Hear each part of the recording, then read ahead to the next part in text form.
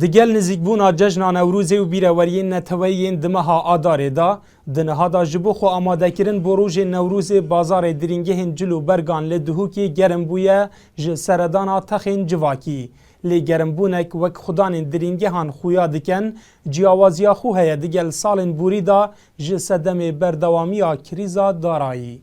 خدای بارا بتری و راسته گنجتیم و گاوی یعنی شتی بری نمایه یعنی بری اینکه یعنی بری وقتی سالت مثلا بجی نقطه 8 اصلا گنجی بری خونه دا بجر که کردی بس و دمایی از بجم گله که برف جر که کردی یه زفری نواتین کرد که انو با خود درین و اغلب بو نوروزا و بو سر سالم نسبت صال بار و افصاله شبينا في جحلمه بتر بريكه يجر كت كرديش بار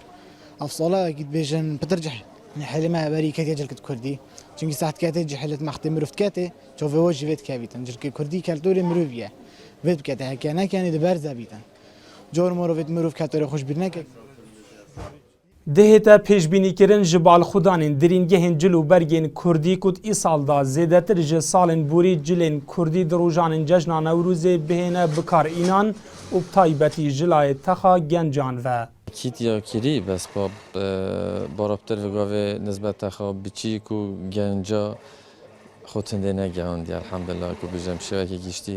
zor daxwaziya ser û gelek baş e bi şevekê caniya privatît her hal.